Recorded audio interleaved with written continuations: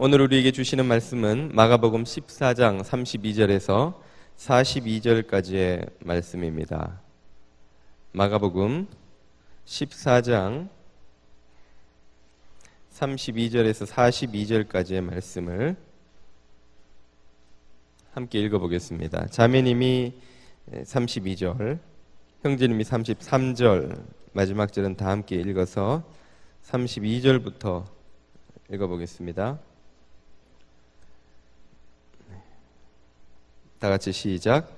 그들이 겟세마네라 하는 곳에 이르매 예수께서 제자들에게 이르시되 내가 기도할 동안에 너희는 여기 앉아 있으라 하시고 베드로와 야고보와 요한을 데리고 가실새 심히 놀라시며 슬퍼하사 말씀하시되 내 마음이 심히 고민하여 죽게 되었으니 너희는 여기 머물러 깨어 있으라 하시고 조금 나아가사 땅에 엎드려 될 수 있는 대로 이때가 자기에게서 지나가시기를 구하여 이르시되 아빠 아버지여 아버지께는 모든 것이 가능하오니 이 잔을 내게서 옮기시옵소서.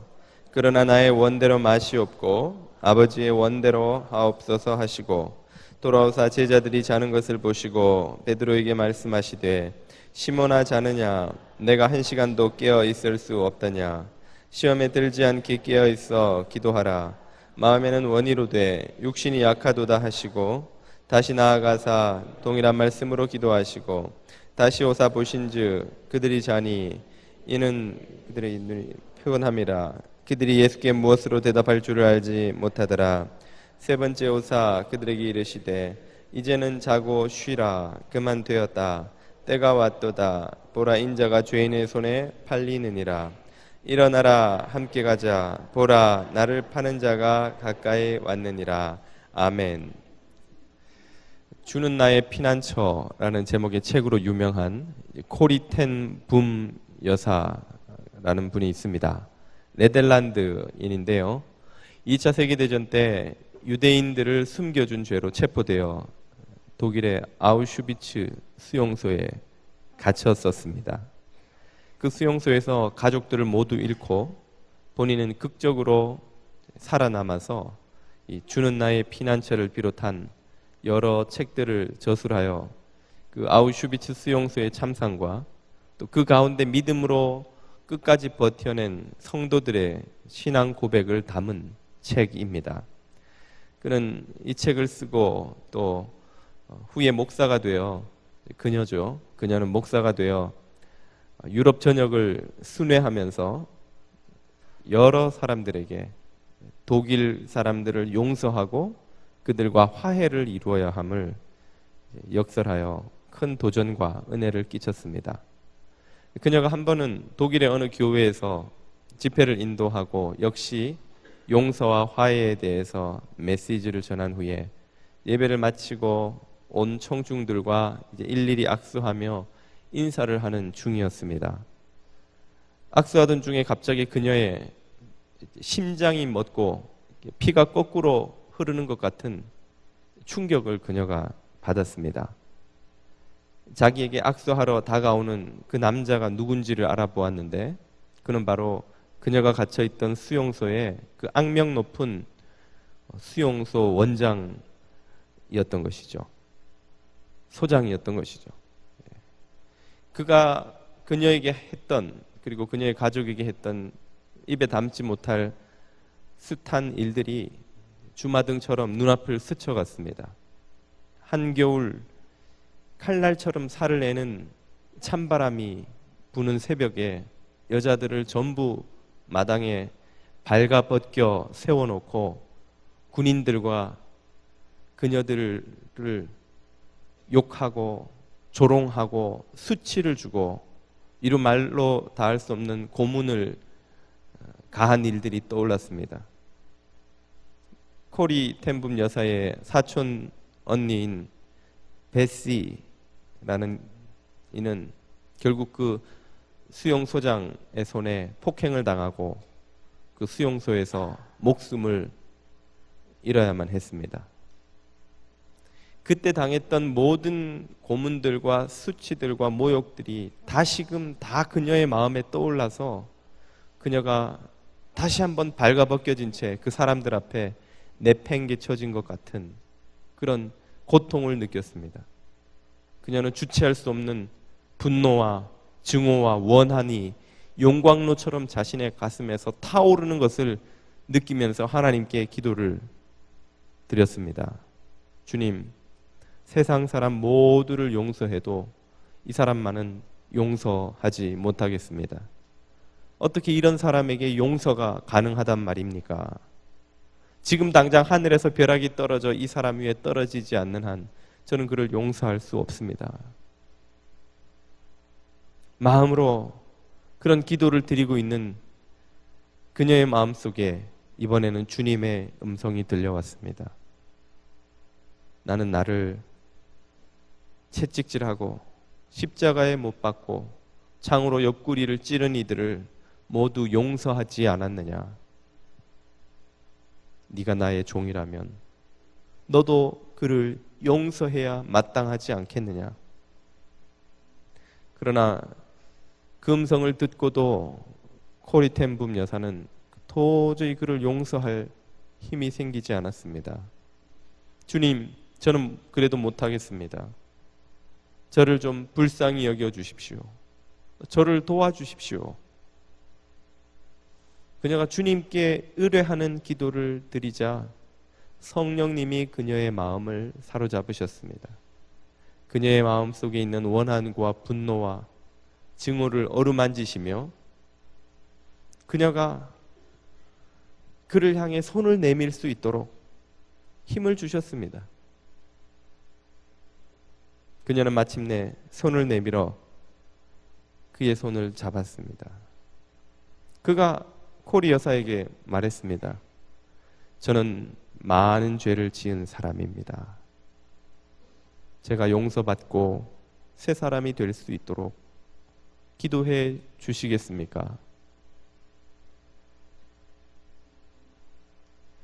코리 여사는 자기 자신 마음속에 있는 또 다른 목소리와 싸우며 그를 위해 기도하기 시작했습니다.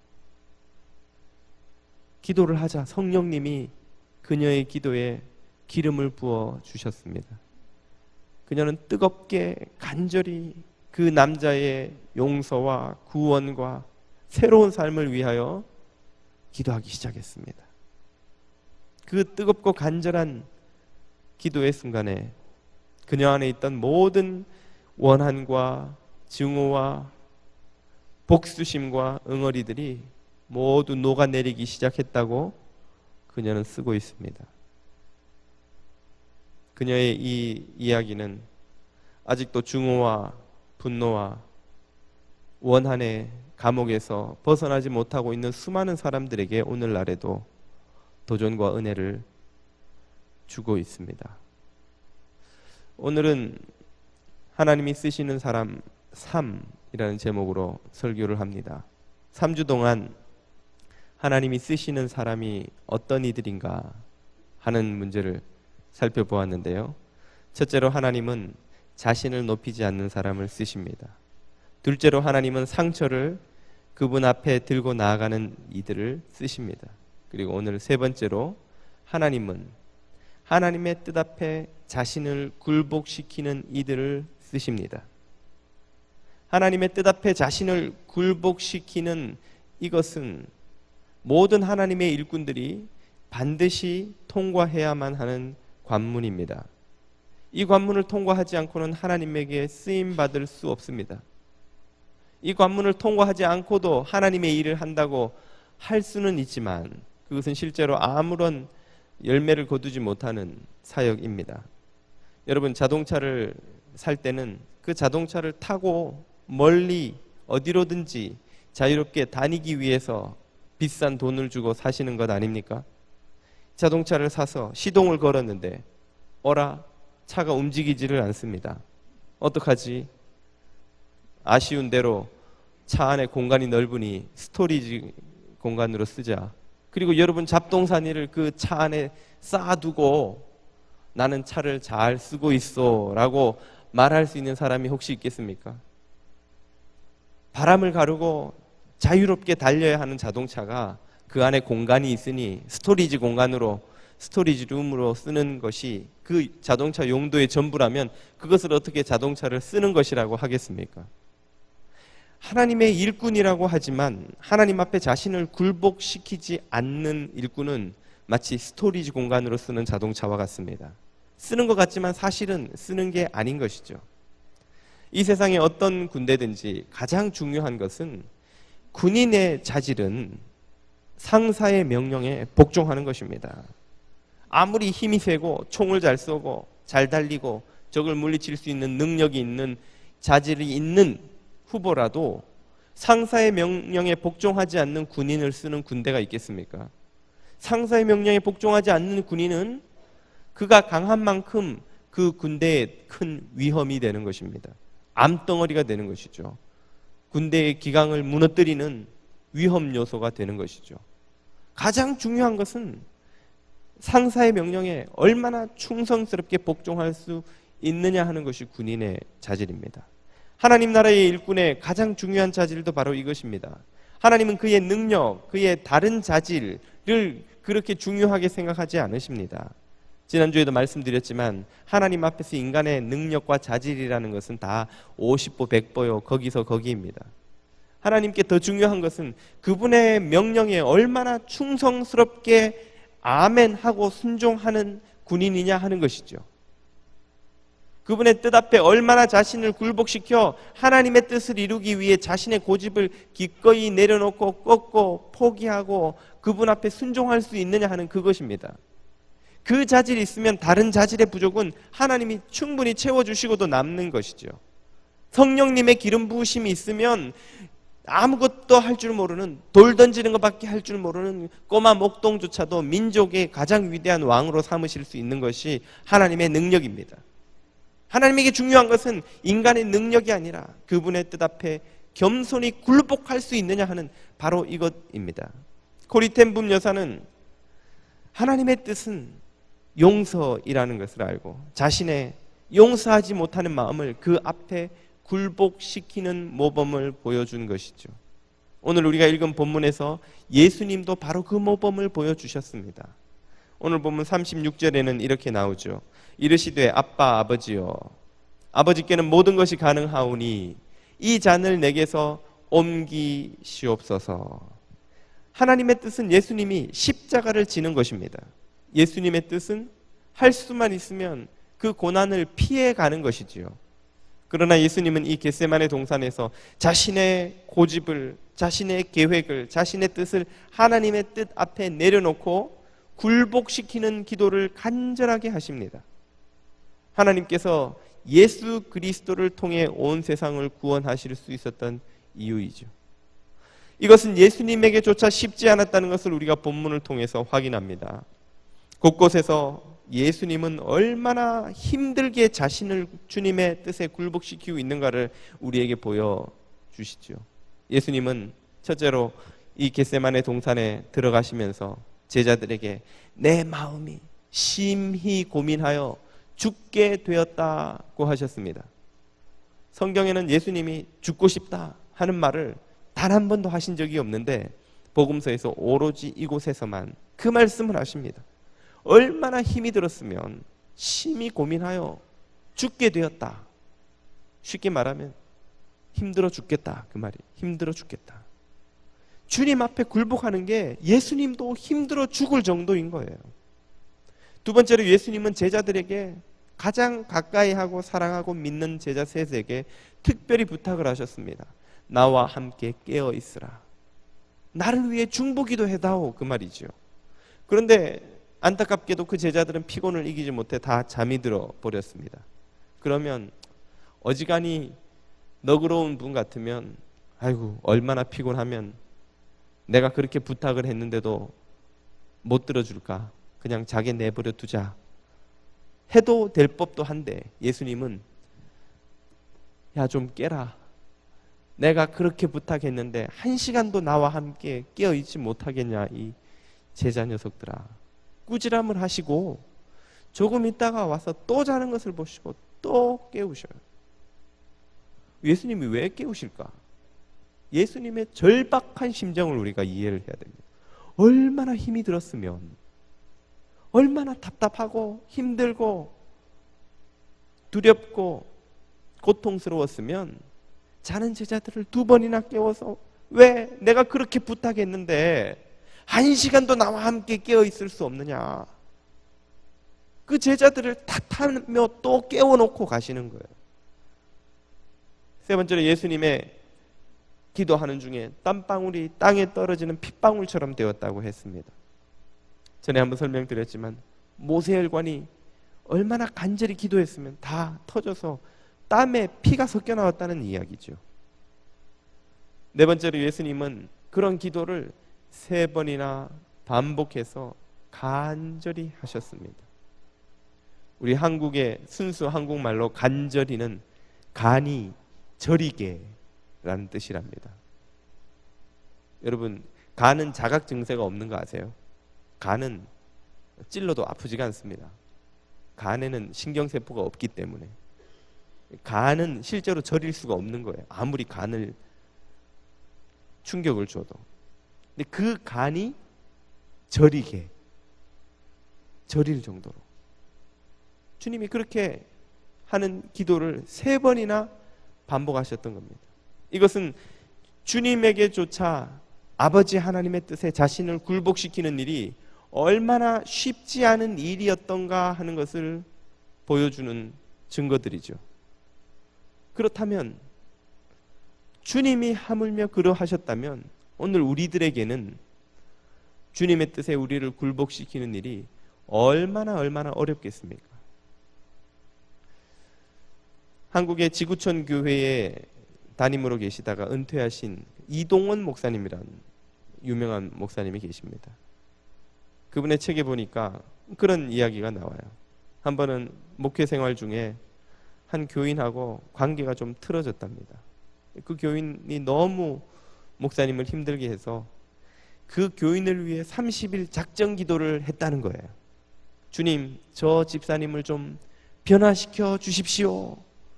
그리고 새벽마다 그 집사님의 변화를 위해 기도하고는 주일마다 얼굴을 보는 거예요. 집사님이 좀 변했나 안 변했나. 왜 날 보고 말씀하세요, 목사님? 이런 표정인데 아무 뜻 없습니다, 집사님. 안 변했나? 안 변하더래요. 표정도 그대로, 태도도 그대로. 왜 저 사람은 안 변할까?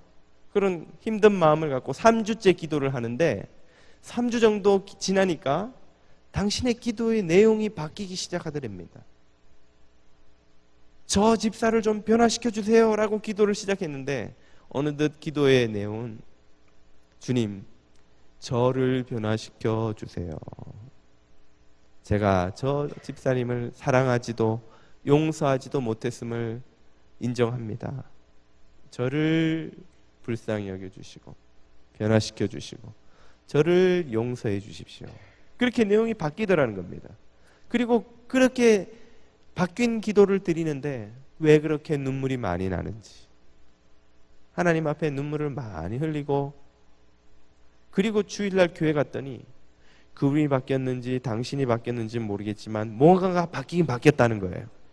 하여튼 뭔가 모르지만 바뀌었다는 거예요. 그런 목사님의 간증을 읽은 기억이 납니다. 눈물하면 저는 항상 요셉이 생각납니다. 요셉은 형들이 자신의 정체를 모르고 자신을 찾아왔을 때 언뜻 봐서는 종잡을 수 없는, 이해할 수 없는 행동을 합니다. 형들을 자신의 정체를 속이고 이러저러하게 어려움에 빠뜨려서 감옥에 가뒀다가 풀어줬다가 은잔을 넣었다가 잡아왔다가 양식을 보냈다가 또 오지 않으면 안 되게 만들었다가, 아니 지금 요셉이 도대체 뭘 하려는 걸까? 그 와중에 요셉은 3번 크게 통곡합니다. 2번은 급하게 자리를 피해서 숨긴 채 울고, 마지막에는 정을 이기지 못해서 자신을 밝히고 울지요. 크게 통곡합니다.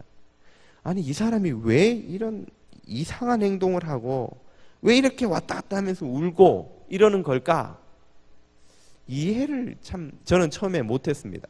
그래서 그냥 창세기 읽을 때 그런가 보다 그리고만 넘어갔었는데, 나중에 나름 묵상을 해보고 또 인생이라는 걸 살아도 보고 또 목회도 해보고 하면서 제가 내린 결론이 있습니다. 요셉이 그렇게 종잡을 수 없이 행동하고 그렇게 왔다 갔다 울고 했던 것은 다 자기와의 힘들고 고단한 싸움의 시간이었던 거예요. 무슨 자기와? 요셉이 너무나 쿨한 사람이라서, 요즘 말로 하면 쿨해서, so cool. 형들이 나타나자마자 형님들, 내가 형님들 다 용서했으니까 우리 같이 한번 잘 살아보세, 새 시대를 열어보세, 그리고 한번 허그하고 옛날 일이 다 청산이 요셉에게는 됐을까요? 요셉이 너무 경건한 인물이라서. 그랬으면 요셉이 처음부터 형들에게 자기가 누군지 밝혔죠. 그리고 같이 잘 살아보자고 초청했겠지요. 아버지 빨리 데리고 오시라고. 요셉은 그게 안 되었던 겁니다. 처음에는. 형들이 왔는데 나는 저 형들을 죽이고 살릴 수 있는 권한이 손에 있는 위치에 올라선 거예요. 내 청춘을 전부 노예로, 죄수로 비참하게 살도록 나를 팔아버린 저 형들을 지금 당장이라도 어떻게 해버리고 싶은 거예요. 그래서 그 형들을 공경에도 빠뜨리고 감옥에도 넣고, 내 심정 좀 이해해 보시오. 이 인간들아, 감옥에 갇히는 게 어떤 건지 아시오?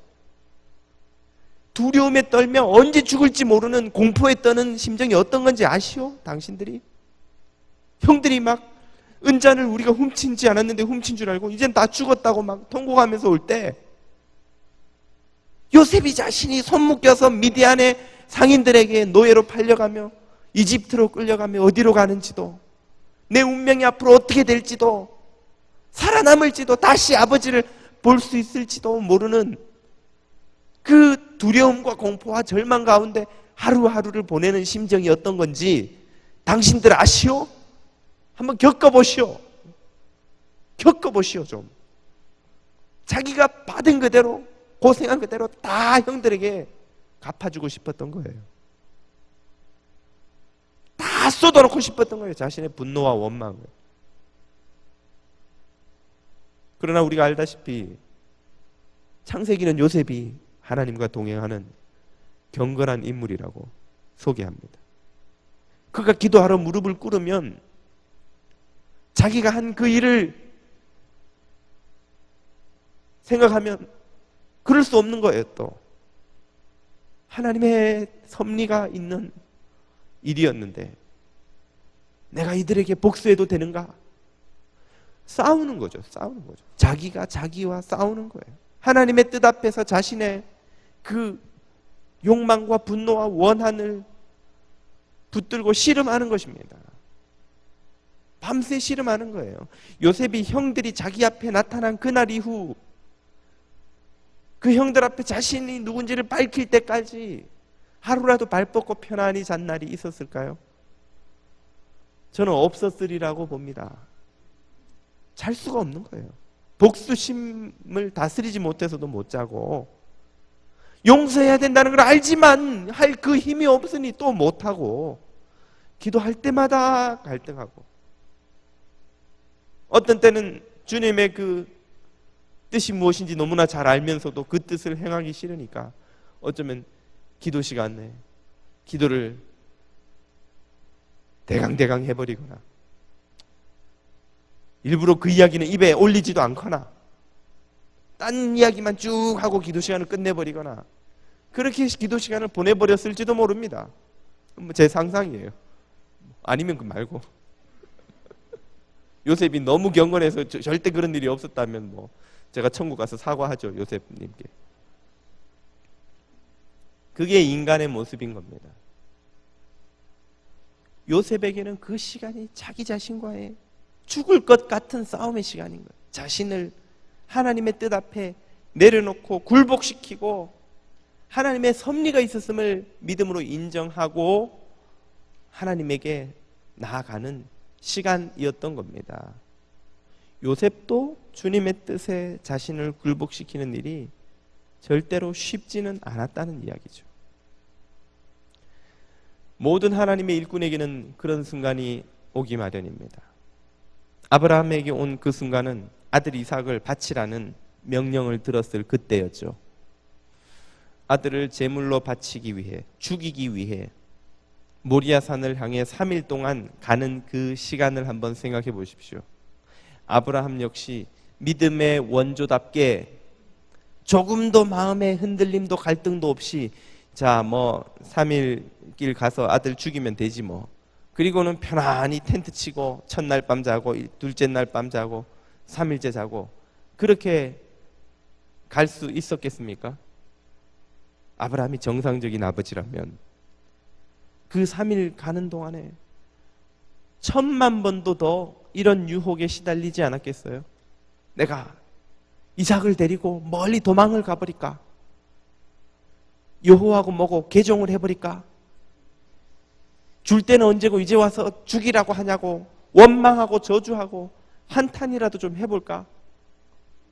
아니면 딴 거 다 드릴 테니까 아들만은 살려주십시오라고 하나님과 딜을 좀 해볼까?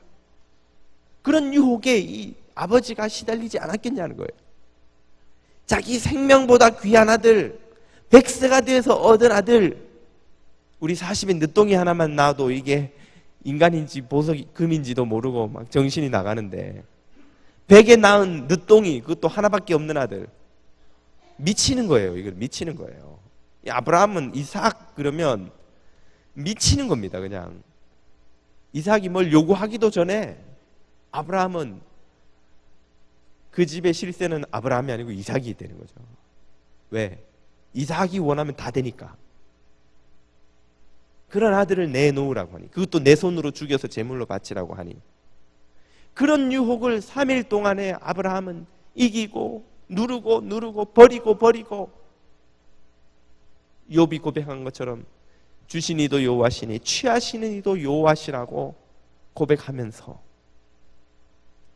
히브리서가 선포하는 것처럼 하나님이 이삭을 죽이는 것으로 끝내지 않으시리라는 겨자씨만한 믿음을 붙들고 또 붙들고 마음에 다짐하고 또 다짐하고, 하나님이 그럴 뿐이 아니야, 절대로 이삭이 죽는 것으로 이 인생을 끝내지 않으실 거야 라고 자신에게 다짐하는 거예요. 믿음은 겨자씨만한데 그 겨자씨만한 믿음을 자신에게 말하고 또 말하고, 주님은 절대 그럴 뿐이 아니야, 절대 그렇게 끝나지 않을 거야 라고 고백하면서, 귀신 들린 아들을 예수님 앞에 데리고 왔던 한 아버지처럼, 내가 믿나이다 주님, 아니 내가 믿고 싶습니다 주님, 나의 믿음 없는 것을 도와주소서.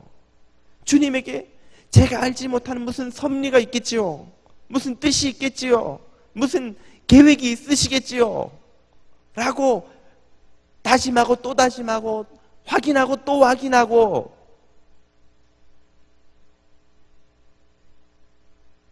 소중한 사람이 멀리 가면 금방 오지요. 금방 와요. 금방 오는 거 맞지요? 금방 오는 거 정말 맞지요? 보내지 못하는 사람의 마음처럼, 주님 이거 맞지요? 이 아이가 이렇게 죽는 것으로 끝나는 거 아니건 맞지요? 대답 없는 그 주님을 향해 확인하고 또 확인하고 또 확인하면서 하나님 앞에 자신을 내려놓는 것, 자신의 소중한 것을 내려놓는 것. 주님은 일부러 3일 동안 어떤 말씀도 하시지 않아요. 어떤 말씀도. 왜요? 아브라함이 그 시험을 통과해야만 참 하나님이 쓰실 수 있는 하나님의 마음에 합한 일꾼이 될 수 있기 때문입니다. 그 3일의 시간 안에 있는 아브라함은 그것이 얼마나 너무나 고통스러워 정말 감당할 수 없는 시간 같지만, 사랑으로 아브라함을 인도하시는 하나님은 그 시간이 있어야만 아브라함이 진정한 하나님의 일꾼으로 쓰임받을 수 있다는 걸 아시기 때문에 대답 없이 일부러 침묵하시는 것이죠. 아브라함의 그 3일은 예수님의 겟세마네 동산에서의 간이 저린 3번의 기도와 요셉의 그 3번의 통곡과 같이 자기 자신을 하나님 앞에 다 내려놓는 시간이었습니다. 그리고 아브라함은 그 관문을 통과하였지요. 요셉도 그 관문을 통과하였지요. 예수님도 겟세마네 동산의 그 관문을 통과하였지요. 오늘 우리에게도 죽기보다 힘들고 도저히 감당할 수 없을 것만 같은 하나님의 뜻 앞에 우리를 내려놓아야만 하는 그런 시험의 시간이 있기 마련입니다. 그 시간이야말로 주님이 우리를 참 당신의 일꾼으로 쓰시기 위해 준비시키는 시간입니다. 그 시간이야말로 우리들의 믿음이 종이 호랑이와 같은 허상이 아니라 진실로 능력 있게 역사하는 참 믿음임을 증명받는 시간입니다. 우리 힘으로는 그 시간을 도저히 통과할 수 없기 때문에 주님은 성령님의 도우심을 허락해 주십니다. 그래서 겸손히 주님을 의지하는 자들은 감당할 수 없는 그 일을 감당하고 내려놓을 수 없는 자신을 내려놓고 그 시험의 관문을 통과하는 경험을 하게 되는 것이지요. 오늘도 주님은 우리에게 명령하십니다. 요셉처럼 용서할 수 없는 사람을 용서하라고 명령하십니다. 아브라함처럼 포기할 수 없는 것을 내려놓으라고 명령하십니다. 예수님처럼 도저히 질 수 없는 십자가를 네가 지라고 우리에게 명령하십니다. 욥처럼 도저히 견딜 수 없는 시련 가운데 믿음과 감사로 이겨내라고 명령하십니다. 베드로처럼 도저히 받아들일 수 없는 사람들을 너의 형제요 자매로 받아들이라고 명령하십니다. 그리고 그 명령들은 하나같이 우리 힘으로는 도저히 순종할 수 없는 것들입니다. 도저히 우리를 그분 앞에 복종시킬 수 없는 그런 문제들만 명령하십니다. 그 명령들은 모두 성령님의 도우심으로 감당할 수 있는 것들입니다. 저와 여러분을 참으로 복된 하나님 나라의 일꾼으로 쓰시기 위해서 주님은 그런 명령을 주시는 줄 믿습니다. 사랑하는 여러분, 주님의 마음에 합한 일꾼, 잘하였도다 착하고 충성된 종아 라는 칭찬 듣는 일꾼, 지금부터는 내가 너희를 종이라고 부르지 않고 친구라고 부르겠다고 하는 그런 일꾼이 되시기를 축복합니다. 오늘 어떤 명령을 주님으로부터 여러분은 듣고 계십니까? 그리고 여러분은 그 명령에 어떻게 반응하고 계십니까? 아멘 주 예수여 내가 여기 있나이다 하는 고백으로 주님이 쓰시기에 합당한 일꾼 되시는 저와 여러분 다 되시기를 축복드립니다. 아멘.